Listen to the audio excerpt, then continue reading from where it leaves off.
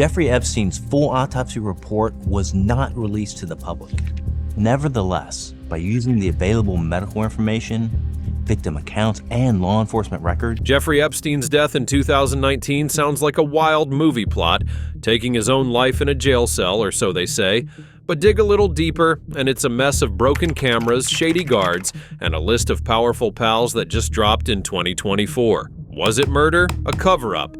Joe Rogan's been all over this on his podcast, and folks, it's not what you're being told. Let me ask you this right off the bat. Well, I don't know what I'm going to ask you. He didn't kill himself, right? I don't believe so. Thank you. No. Curious yet? Let's unravel this thing. The official story unraveled. Picture this: Jeffrey Epstein, a guy with a rap sheet for trafficking and a Rolodex full of VIPs, is locked up in New York's Metropolitan Correctional Center. It's July 2019, and he's awaiting trial. Big stakes, right? Then, on August 10th, he's found dead in his cell. The official word from the New York City medical examiner? Taking his own life by hanging. They say he looped a bedsheet around his neck, tied it to the bunk, and that's that. The Department of Justice's Inspector General backs this up later, calling it a tragic but legit self-inflicted end. Attorney General William Barr even chimed in, shrugging it off as a perfect storm of screw-ups, understaffing, sloppy procedures, you name it. Case closed, right? Not so fast. Epstein's own lawyers weren't buying it. They hired Dr. Michael Baden, a big-shot pathologist who poked holes in the story. He said Epstein didn't seem like a guy on the edge.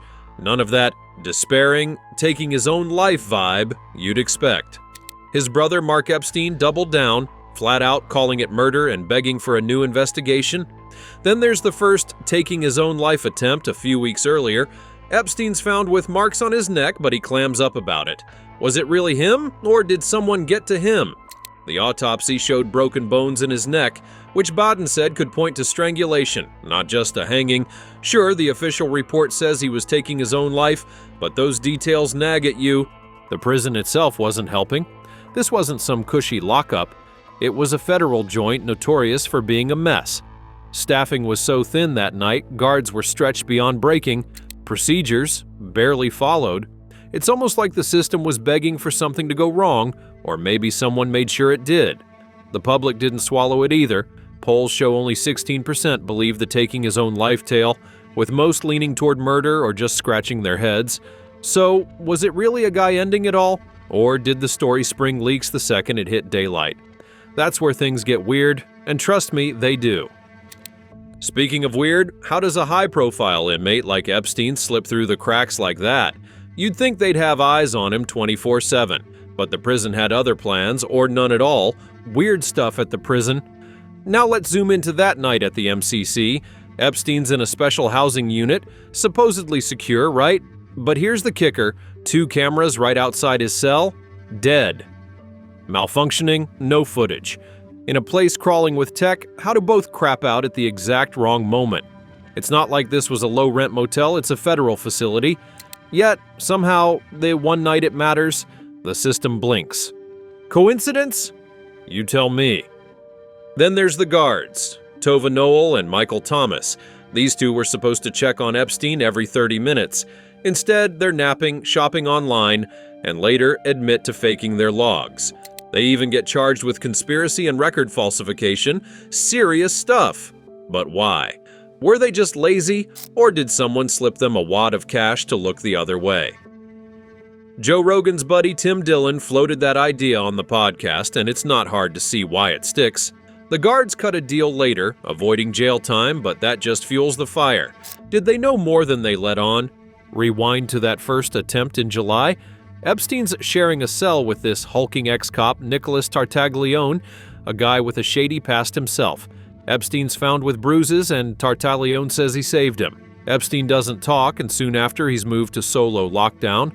Was that a warning shot from someone inside? Fast forward to August and he's alone again. Perfect setup for whatever went down. The Justice Department's own report later slams the jail for negligence, but stops short of saying foul play. Still, no video, no witnesses, and guards asleep at the wheel. It's a script that'd get laughed out of a Hollywood pitch meeting. Here's a creepy detail. When they found him, CPR was tried, but he was already gone. 6:39 a.m. pronounced dead at the hospital. No one saw it happen, no screams, no struggle caught by anyone nearby. It's eerie how clean it all seems. Too clean, maybe. The Epstein didn't kill himself meme blew up for a reason. People smelled something rotten. Was this just a colossal mess-up, or did the weirdness hide something darker? You can't help but wonder what folks made of all this chaos, because once the news hit, the theories went wild. Conspiracy theories take off. Epstein's death hit like a match to dry grass. Conspiracy theories everywhere. The big one, murder. Not taking his own life, but a hit to shut him up. Why? This guy partied with ex-presidents, royalty, billionaires, names that'd make your jaw drop. He'd bragged about having dirt, and with a trial looming, that dirt could have buried some heavy hitters.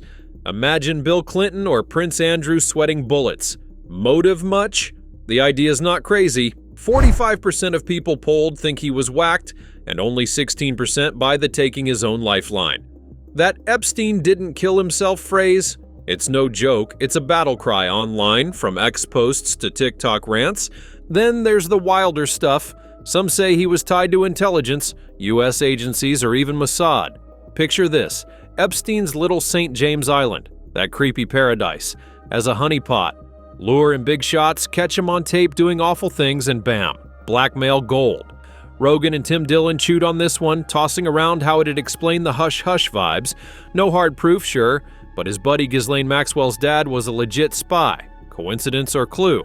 Others go full sci-fi. He didn't die, just got whisked away to some secret hideout. That one's thin, but it shows how nuts this got. The prison screw-ups didn't help. Cameras off, guards snoozing. People saw a setup. Was it a pro job slipping in and out while the system failed? NPR's dug into why these theories thrive. Epstein's life was so shady, truth feels optional. His arrest in July 2019 had already sparked whispers. By August, it was a roar. Posts on X still buzz about it. Some call it a Kennedy-level cover-up. Others just shrug. Too convenient. Even his brother Mark's out there, saying the body didn't look right. Murder, not taking his own life. What's nuts is how it's not just fringe weirdos. Mainstream folks, your neighbor, your uncle, are on board. Why? Because Epstein wasn't some lone creep. He was plugged into power. If he talked, heads rolled. So, did someone make sure he never got the chance? The theories aren't proof, but they're loud, and they've got legs because the official story's so shaky. All this noise begs a question. Was it just bad luck, or did someone higher up pull strings? Government cover-up or epic screw-up? Alright, picture this. Jeffrey Epstein's locked up in the Metropolitan Correctional Center in New York, summer of 2019. The feds are running this place, and it's a disaster.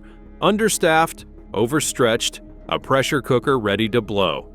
He's found dead on August 10th, and the official line from the Justice Department's Inspector General is negligence let him take his own life.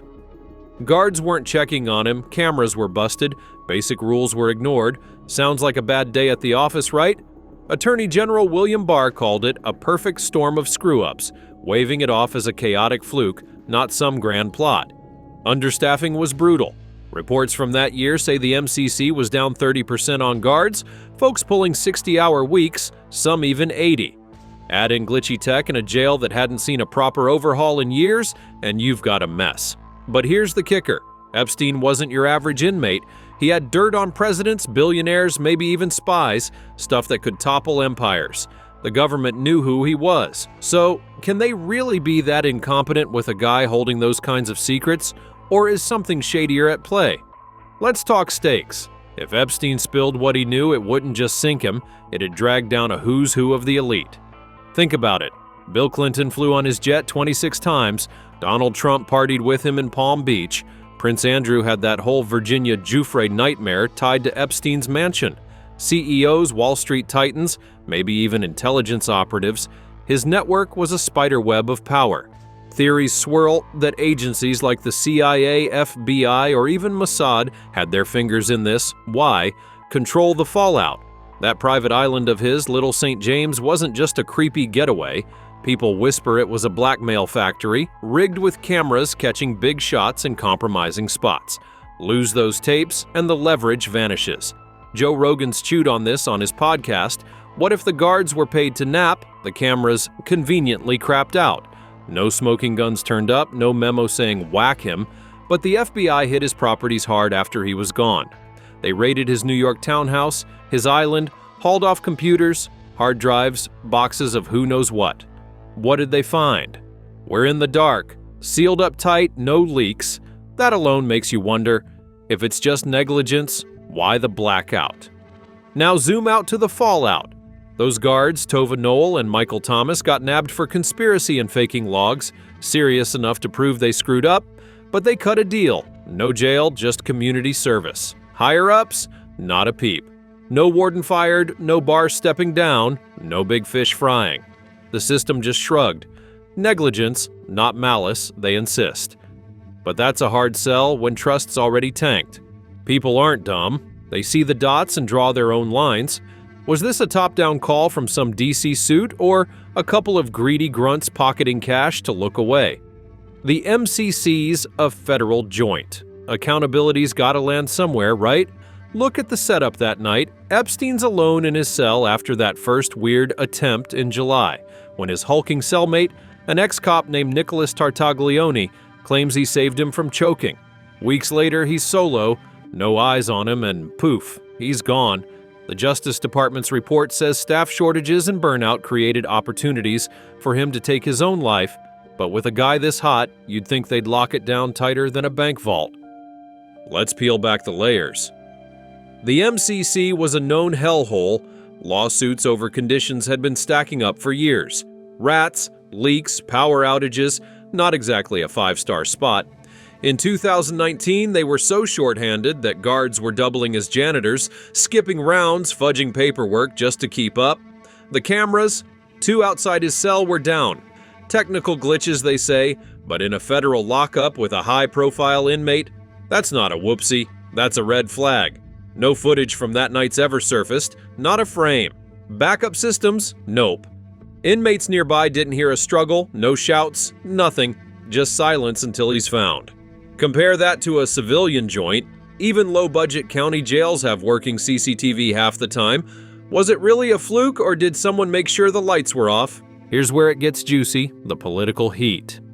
Epstein's arrest in July 2019 wasn't quiet. Headlines screamed about his ties to the powerful.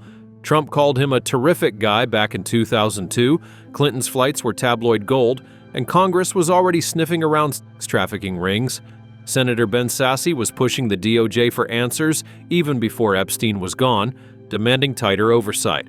After he took his own life, the pressure spiked. Barr ordered a full review, but it's telling that the report landed on negligence and stopped short of digging deeper. Why? Maybe because the blowback would have been nuclear. If those rumored tapes named a sitting senator or a cabinet member, Washington would have imploded. Rogan's buddy Tim Dillon once said on the show, this could take down half the government. Half joking, but half serious too. Protecting the elite might have outweighed chasing the messy truth. Flip it around, could it just be a screw-up? Sure, it's possible. Overworked guards, a jail falling apart, bad timing. It tracks. The Justice Department found 13 staffers broke protocol that night, some napping, others shopping online. The union was screaming about cuts. Staffing was so thin they couldn't even cover the basics.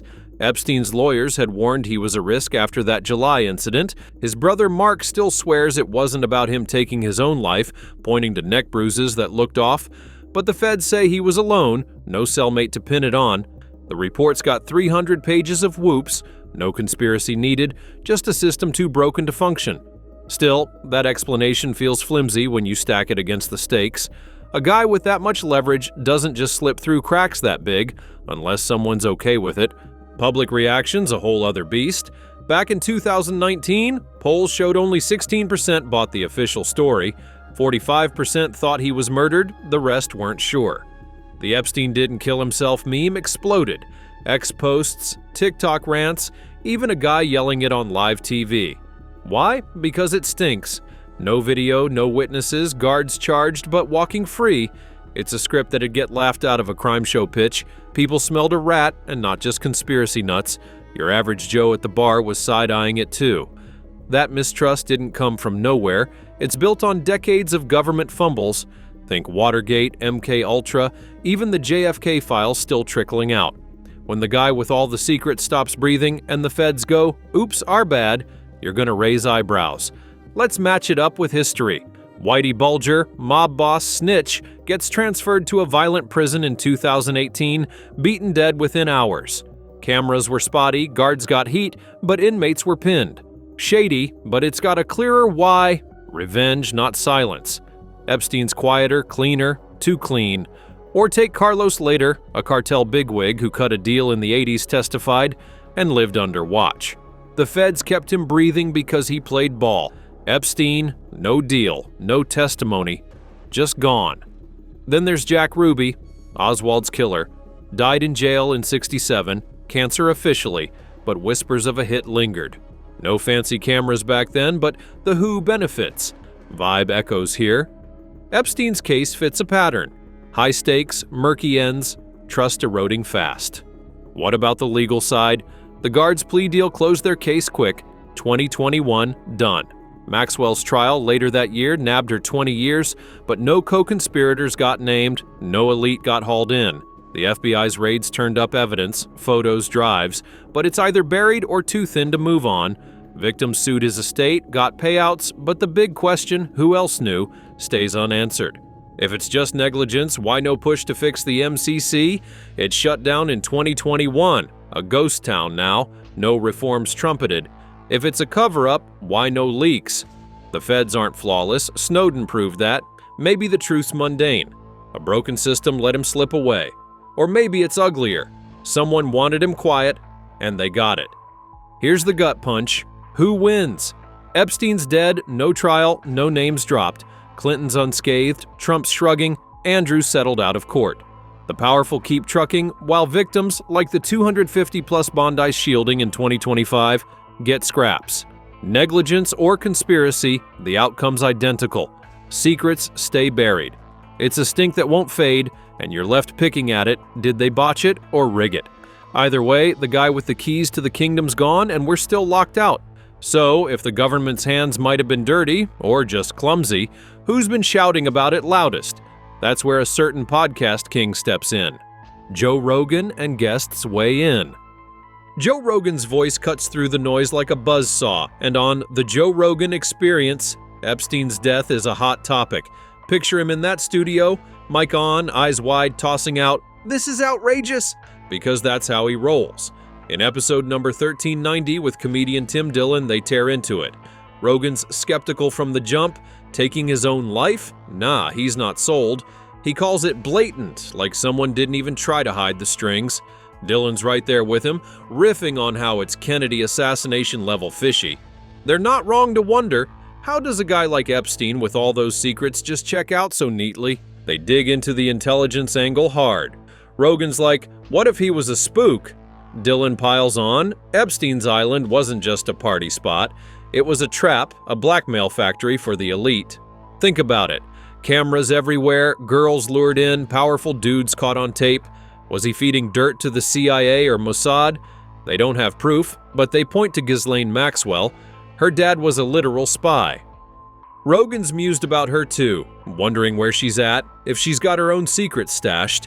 It's a wild thread, but it fits the puzzle pieces we've already got. The guards get roasted too. Rogan and Dillon float this. What if they were paid to snooze? Those charges, conspiracy, faking logs, scream shady. Dillon's half joking, oh, those guys might not last long either, hinting they could spill more if pressed. Rogan's shared the Epstein didn't kill himself meme on Instagram, laughing but dead serious. It's his way of saying, come on, you see this too, right? He's had other guests, like Matt Taibbi, poke at it, but the Dillon chat's the goldmine. They even tie it to bigger scandals. Imagine the political fallout if those tapes ever leaked. What's cool is Rogan doesn't pretend to know it all. He's just a guy asking questions louder than most. He's tapped into the vibe, people don't trust the story, and he's their megaphone. Ever caught his take on Alex Jones? Rogan's defended him, saying Jones nailed Epstein early, crazy but maybe not wrong. It's less about answers, more about stirring the pot, keeping you hooked. And speaking of stirring, something big dropped in 2024 that's got everyone buzzing again. So if the government's hands might have been dirty or just clumsy, who's been shouting about it loudest? That's where a certain podcast king steps in.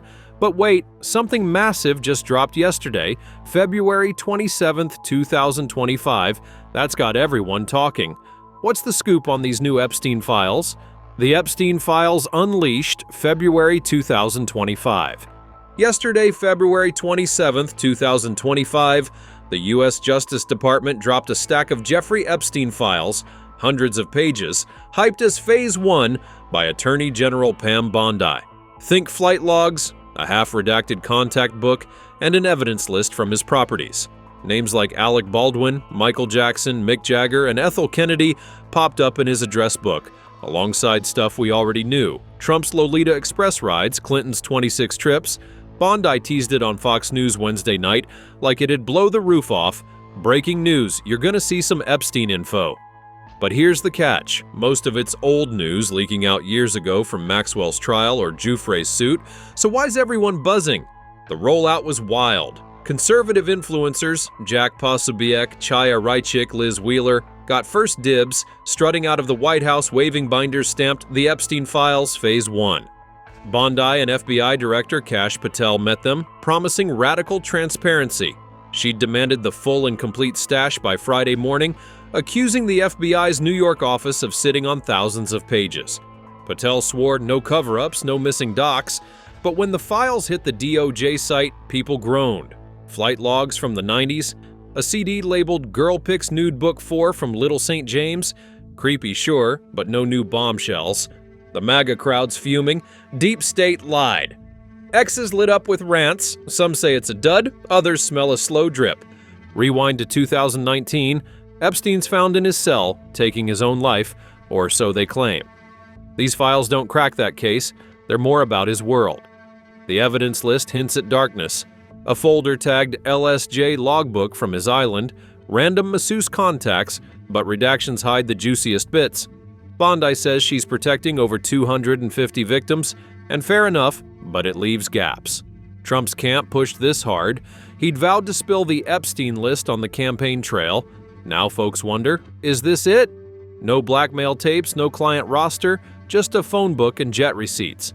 The Guardian notes it's additional context, not a knockout punch. What's nuts is the drama. Bondi's pissed, claims the FBI stiffed her on docs, ordering Patel to dig deeper. He's got till 8 a.m. today, February 28th, to cough up everything.